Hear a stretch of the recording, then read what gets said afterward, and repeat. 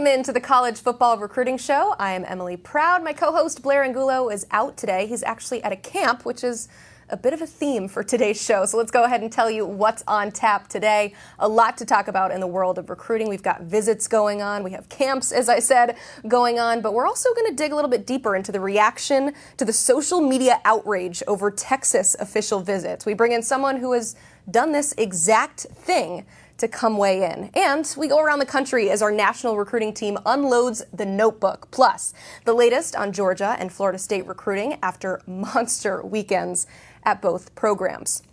First, though, Texas football causing quite the stir over the weekend when videos like this started popping up of multiple Lamborghinis packed outside Memorial Stadium waiting for recruits on their official visits. The feedback was mixed, some saying that this is bad for college football or you shouldn't want players in your program who are interested in this kind of recruiting pitch. So we, of course, have to bring onto the show our resident general manager who has worked at programs both in the SEC and the Big Ten to get his take, and that is Smoke Dixon. Smoke, you're seeing the reaction, you're seeing the videos. Overall, just what's your take on this? A whole lot to do with a whole lot of nothing. I mean, this is a perfect time of the year when something like that should drum up the interest of seeing a bunch of Lamborghinis out in front of your stadium. But if it was more of they're giving Lamborghinis away to the recruits, now that would be a story. But this is what everybody's doing. And if you're not showing people the red carpet and showing them a fun time of giving them experience of taking pictures with exotic cars so they can put it on their social media to show everybody back in their hometown that, man, I just lived a good life for 72 hours, then really you're behind time and you're going to lose in the rat race of recruiting. From your experience as a general manager at Vanderbilt and at Maryland, what was your approach to selling recruits on these official visits? Well, I always wanted to go in and be as honest as you could possibly be. And showing up for an OV, you have to have that entertainment value, that wow factor. And if you don't, your prospects are going to leave with the, oh my God, here we go again. I'm on this boring visit. All we're doing is academics, a few pictures. So you got to throw something out at them. But my approach is always allowing everyone to understand the 1% rule. The 1% rule is everybody is 1% that's going into the NFL. So you have to fall into the next category. So you have to take care of your academics. Now let's go to University of Maryland. When I was there, it was an easy sell for myself because I'm from there. And the importance of this, where you're at, understanding that if you graduate, you're going to have a phenomenal time there on campus, but even a better time when you do graduate, getting a job. You're stuck between DC, Baltimore, and Northern Virginia. Easy sell. And also the education of the University of Maryland. Easy sell for itself. But just for an example, it was easy for me to sell receivers with Coach Loxley because he's a founder and he's a guy that made the rideouts. So if I had a receiver on campus, it was easy. It was looking to Coach office, looking to that vault of all the first round receivers that he's shown and that he's basically recruited and developed under his watch. And then the last thing I would tell them is this is a developmental program. We want guys like you to come in our program that maybe are 4 stars, maybe 3 stars, but you still have that developmental growth within you. And this is what we do here at Maryland to get you to the next step. So not only do we have a guy here that's shown you that he's taken 5 stars and made him first rounders, 3 stars and turned him first rounders, no name and got him drafted. That's what my sell was. I sold ourselves, but also show them a good time while they're there on campus with their family. See, that was the impetus for my question because we're talking Lamborghinis here. Of course, the sell is great. You've got a great coach that you get to pitch. You have all the great academics that come with Maryland. I'm sure that Texas is using a lot of those similar things on the recruiting pitch. We're just not seeing them on Twitter because they're not as flashy. So what did you guys do on recruiting visits to maybe spice it up a bit? Well, we usually took them down. We made sure that they had an opportunity to go to D.C. just to see the city and just to understand what it is. If you're getting a kid from Montana or Minnesota that's never been to D.C., an opportunity to do that.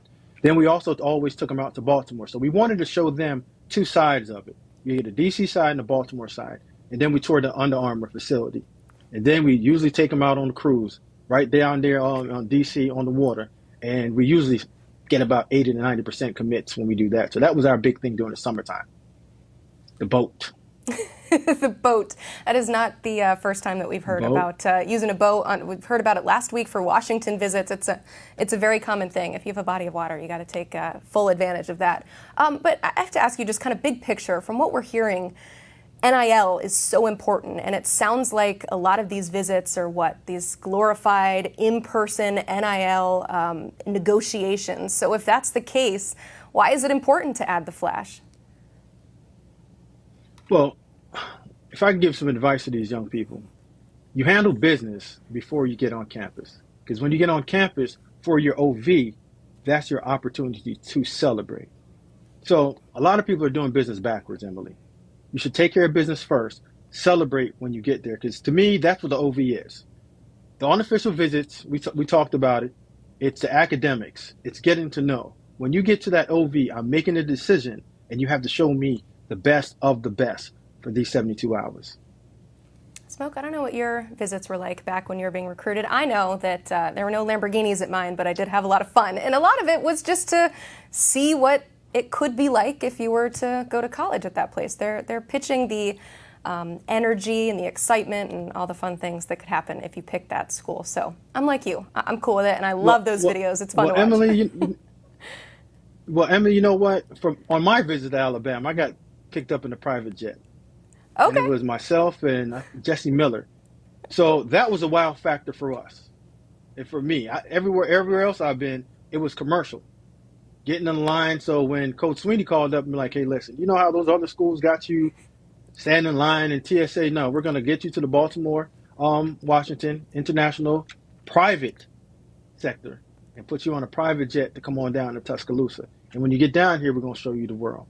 So it is about that. And you have to show that everyone has to have that one-off, something different that's not going to be on any other campus. So if I can have 10 Lamborghinis and exotic ones lined up, and just to give me a glimmer and a hopes that maybe when you do show up, you can have one of those. Because we heard that Bijan Robinson had a Lambo down there too. So if I'm a 5-star and I can negotiate that and I can pick one out just so if I can commit, that might be a way to seal the deal. So Alabama was the only school that flew you private. And where did you end up going to school, Smoke? The University of Alabama. See? Period. It works. Period. Smoke, thank you so much for being on our show. You can catch more of his analysis on 24/7 Sports Unfiltered with Carl Reed. New episodes go live on the 24/7 Sports YouTube page Wednesday and Friday at 5 Eastern. And UCF head coach Gus Malzahn actually will join the show Wednesday, so be sure to tune in. Let's go around the country with the latest recruiting intel. We'll hear from national recruiting analysts Tom Loy, Brandon Huffman, and Brian Doan. Here's Tom to start off our recruiting roundup. Thanks, Emily. After a long couple days in Tampa, Florida at the OT7 Championships, I've got two prospects I want to discuss. The first is Homestead, Florida, top 247 four-star receiver Cortez Mills. He's currently looking at Miami, Nebraska, Florida, and Clemson. My 24/7 Sports crystal ball has been on the Miami Hurricanes for a very long time. That staff has been doing a phenomenal job recruiting him, making him feel like priority number one, and giving him all of the right reasons to stay home. However, after this weekend, getting around Mills and talking to some sources, my crystal ball is being flipped to the Clemson Tigers. I feel great about Dabo Swinney and his staff getting this one done. We'll see if anything changes, but I like the Tigers. I feel confident that he's going to land in Death Valley come decision time later this summer. The other one I want to talk about is Alabama Thompson, top 100 four-star safety, Anquan Fegans. He's looking at Auburn, Clemson, Georgia, and LSU. He's got a commitment date set for July 29th. We'll see if he decides to move it up. But my 24/7 Sports crystal ball is on the Auburn Tigers. Christian Clemente over at Auburn Undercover does a phenomenal job. He joined me on the crystal ball. We feel good about the Tigers. I see a Tiger theme here with this one, and I like Fegans to land at Auburn. Side note, pretty confident I saw him walking through the airport in Tampa, rocking some Auburn Tigers gear. Like I said, feel good about them landing there. Now let's send it over to Brandon Huffman out west to find out the latest rumblings over in his neck of the woods. Thanks, Tom. One of the biggest news out west this last week was the top 6 that was named by Carmel offensive lineman Jackson Lloyd. He's the number 3 player in Northern California in the 2025 class, the number 1 offensive lineman in the northern part of the state. But he named a top 6 on Thursday of Alabama, Ohio State, USC, Stanford, Oregon, and Tennessee. Now, Lloyd has set 3 official visits for the month of June. He just took his first official visit this past weekend to Ohio State. The Buckeyes are very much a factor there. Chip Kelly was the first coach that offered him back when he was the head coach at UCLA. They made it a point to offer him when he got to Columbus with Justin Fry, the offensive line coach, going to Carmel to offer Lloyd. And the Buckeyes set a high bar after hosting him this past weekend for an official visit. Now, he still has subsequent visits to Alabama and USC scheduled for the next 2 weekends. But the Buckeyes, who weren't even on the radar with an offer a month ago, now find themselves in the top 6. But realistically, they're in that top 3. The other top recruit out west in the Pacific Northwest, he's the top recruit in the state of Washington, is Zadrius Rainey-Saleh, the number 1 player in Washington. He's already been invited to the Polynesian Bowl, the All-American Bowl, and the Under Armour All-American game, committed to Washington the afternoon of the national championship game. 4 days later, Kalen DeBoer left Washington for Alabama, so he decommitted. He's at various points named a top 6 after he decommitted from Washington, but realistically, this is turning into a 3-team race with UCLA, Florida State, and Washington, really the 3 schools factoring in for him. He wants to make his decision in July. He took this weekend off from visits after taking a visit to Oregon State the first weekend in June. Now he's got visits to Florida State this weekend and to Washington to close it out. Now, the Huskies do have the hometown advantage, but he nearly committed to Florida State at the All-American Bowl before he pushed that announcement back and then announced from the Huskies on that Monday. But UCLA is slowly but surely climbing into the mix for him, and it's presented a very optimal opportunity for Rainey-Saleh with Akaika Malloy, who had recruited him as a freshman when he was still at Washington. The Bruins are a factor, but you cannot sleep on the Seminoles, who nearly got him back in January, or the hometown Huskies. Now, we throw it to Brian Doan for some East Coast recruiting intel. Thanks, Huff. In the East, we're going to look at 2 4-star prospects. First, we're going to start out with receiver Jeff Exenor out of the McDonough School in Maryland. Coming off of a Penn State official visit, he named the Nittany Lions his leader. He also made an official visit to Virginia Tech. He told me he does not plan on deciding until he makes an official visit to Maryland. After that, it should be a pretty quick decision. Penn State is always a tough one to beat for kids from McDonough, especially the high-end kids. In talking to some folks on Monday morning, I think that continues to be the case for Exenor. Another kid that the Nittany Lions are heavily involved with is Jameer Joseph, a quarterback out of St. Joseph Regional in North Jersey. He made official visits to Stanford and Notre Dame. He will be at Penn State this coming weekend. He also has a trip to South Carolina set for June 21st. Everybody I talked to says Penn State is still the school to beat. They were the school to beat in the fall, the school to beat in the early spring when I was up on the St. Joseph campus. And as we sit here now, I still like where Penn State sits. It does not matter how many commits they get at the cornerback spot in the next few days. I'm told that he will still be a take because he is a priority kid. Thanks, guys. For more unrivaled recruiting intel, head to 247sports.com. We are running a 60% off promo on all annual VIP memberships. That deal runs through tomorrow night at midnight, so jump on that soon. Meanwhile, Mike Norvell continuing to build a long-term, consistent winner in Tallahassee, and weekend events like this past one is what it takes to do just that. The Knolls hosting an elite camp for prospects from 2025 and beyond. Now, we have somebody who was there joining the show now. Let's welcome in National College Football analyst Bud Elliott, and you can catch him on the Cover 3 podcast. Bud, the number 1 player in the class of 2026 was there, quarterback Faison Brandon. How'd he look? He looked great. It was a pretty nice event, to be honest. I wasn't sure how it was going to go because we had overtime 7-on-7 with the national title going on over the weekend, and we also had all these official visits happening all over the country. But when I saw the expected list, like, okay, I got to leave OT7. I've already been here for 3 days. Drive up to Tallahassee. Faison Brandon looks like the real deal. I'm really excited about this 2026 quarterback class. I think there are more names at the top to get excited about than we have in the 25 class. And I mean, just the build, the arm, I think it's a nice consistent stroke. The ball comes off his hand pretty clean. And he's obviously, as you see, pretty athletic as well. I mean, he has the look, and granted, there's a long way off, but the look of a guy who, if he continues to progress to mature, to learn the game, as a guy that's going to be, a top end of the draft type player. So it was great to see him in person. And once again, he is part of the class of 2026, so it'll be a while before he's making his college decision. But our Tom Loy already has a crystal ball in for him to land at Tennessee. So we'll keep an eye on how his visit went in Tallahassee. Who else made it worth the trip, Bud? Who else impressed at this camp? I got to say, Tony Tokarz did a great job with the quarterback room. And another headliner to know, 2026 quarterback Diabell, a little bit smaller than Brandon, but hey, maybe still grow. His dad obviously played in the NBA, but he's a guy who plays very good competition in South Florida and is really able to stroke it and is pretty athletic as well. So again, another 2026 name to keep an eye on. And the Noles, there was a pretty loaded day of quarterbacks, even some 27 and 28 guys to know about in the future there. Another guy to point out that I know 247 Sports has a really high grade on. I know it's still early for the 2026 class, but out of Gainesville, Georgia, Xavier Griffin. Certain dudes just have the look, and this guy has the look. We have him listed as a linebacker. I project him to grow into an edge player eventually. We've got to project with 26.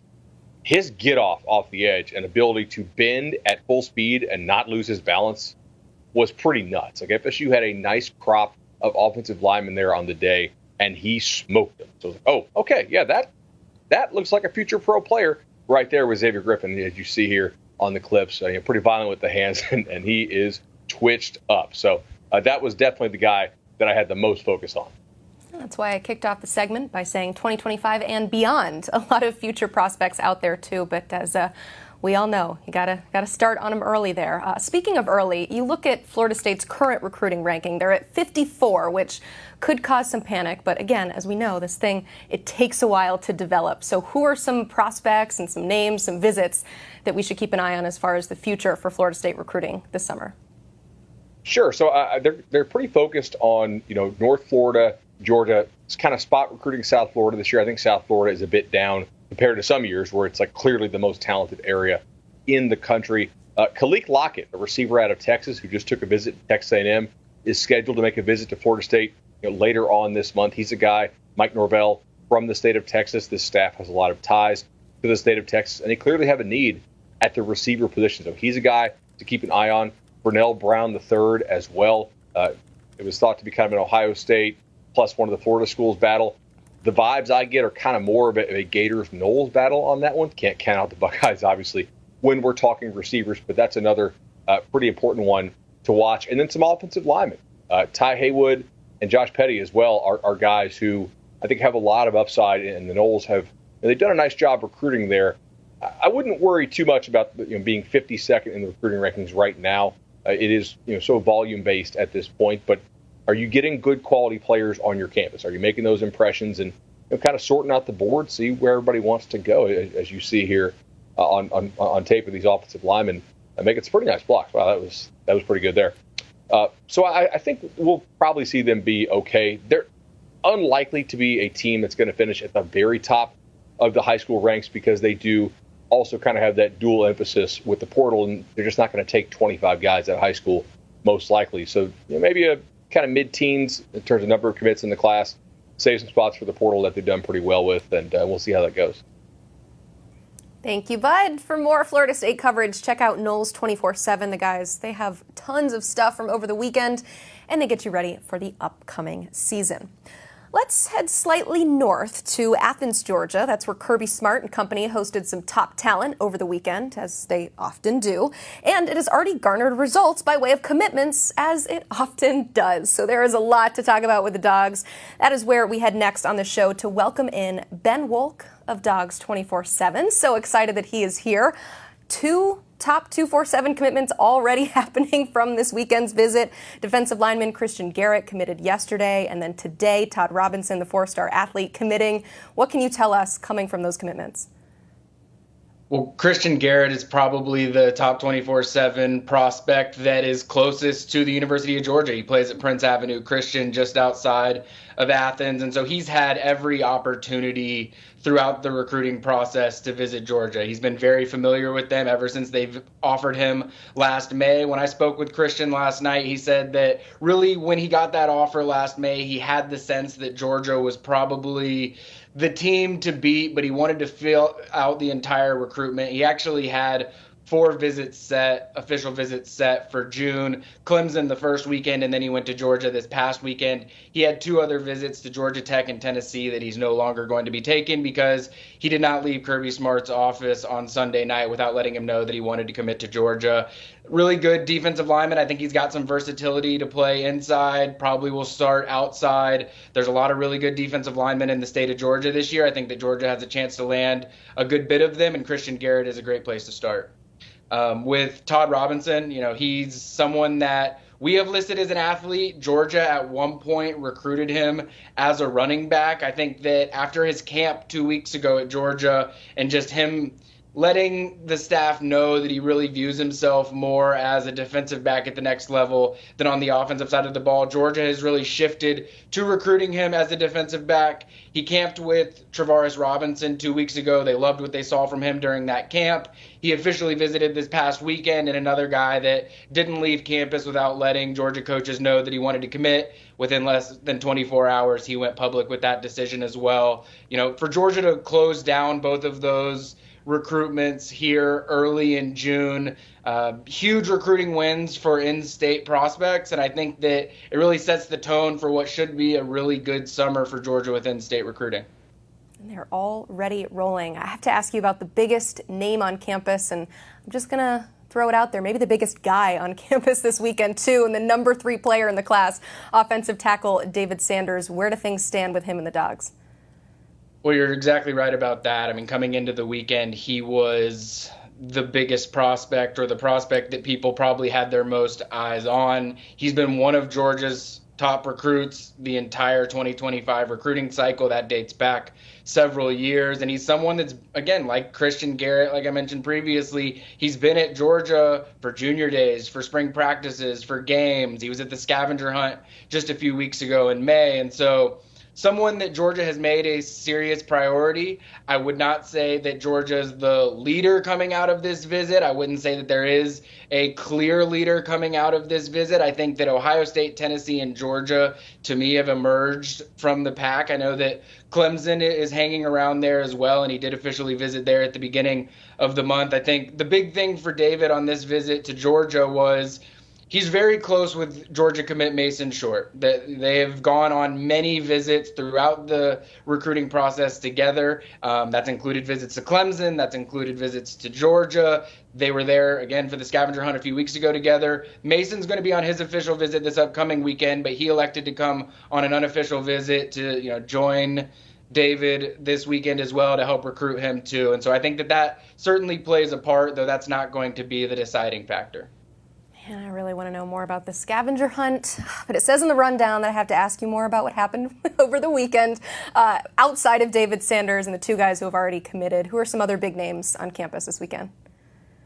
Yeah, I mean, well, for the second weekend in a row, Georgia hosted 15 official visitors, and that's just kind of the way of the summer now in Athens. They're really focusing all of their official visit recruiting attention on those official visitors, or those June official visitors, and those first 2 weekends especially have really become premier weekends for Georgia. C.J. Wiley, 4-star wide receiver from the state of Georgia, 4-star linebacker Tavion Wallace from the state of Georgia. Those are 2 guys from the Peach State that I know Georgia wants really, really badly.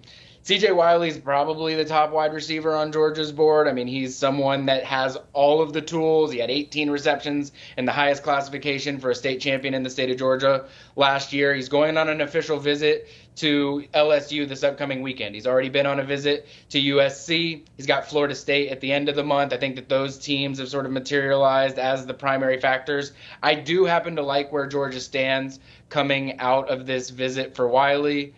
For Wallace, he's one of Georgia's top linebackers. Georgia added 5-star linebacker Zayden Walker last week.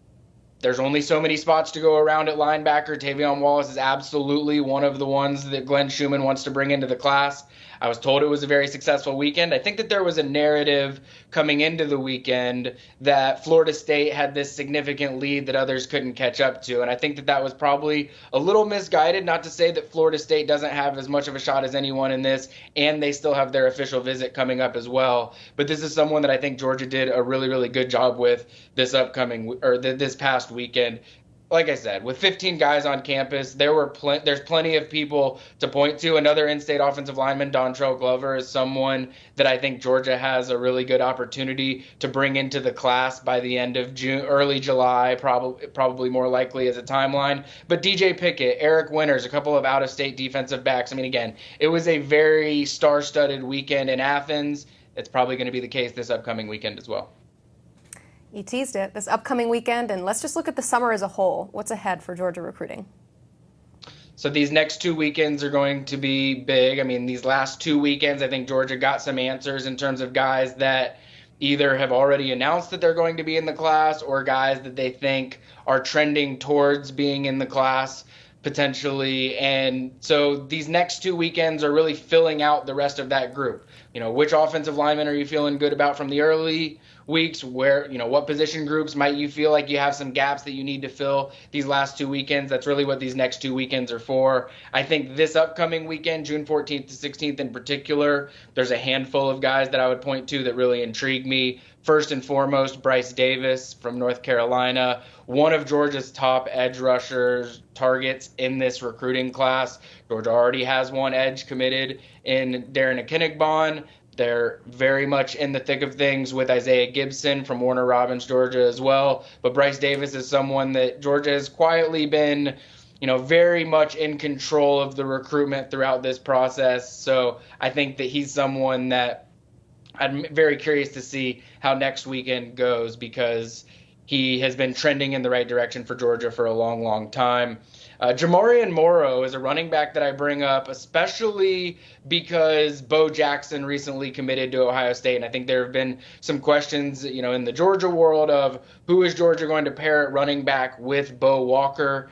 There are a few options out there. They're not going to stop recruiting Bo Jackson. There's Usmani Kroma from the state of Georgia. But Jamarian Morrow is someone from Tennessee that Georgia went to go see during the evaluation period. When Josh Crawford came on board as Georgia's running backs coach from Georgia Tech, this was someone that he had been recruiting to Atlanta. He's now recruiting him over to Athens, just a couple of exits away. And, you know, I'm intrigued to see how this one goes. He's the first running back that Georgia will have on campus for an official visit since Bo Jackson committed to Ohio State. And so I think it'll be really telling to see how much does Georgia push for him? What are Georgia's chances with him? What are some of the other contenders, you know, in this battle? But I think that that's a really intriguing name for me. Just a couple of other guys that will be on campus. Dijon Lee is a defensive back from California, and Luke Metz is an Alabama linebacker commit that recently picked up a Georgia offer, and he's someone else that, again, things are new between him and Georgia, just recently picking up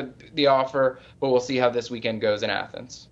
I love it. Ben, thank you so much for unloading the notebook for us. Believe it or not, that's probably just scratching the surface of everything happening with Georgia recruiting, so we appreciate you coming on our show and keeping us updated on all of it. As always, if you want the latest updates, you can go to dogs247.com for all things Georgia recruiting. You can get the latest on the upcoming visits, and of course, it will be here before we know it. Get ready for the upcoming season. Once again, also, you can take advantage of the 60% off annual VIP promo on all annual memberships that closes tomorrow at midnight. I'm Emily Proud, and this is the College Football Recruiting Show.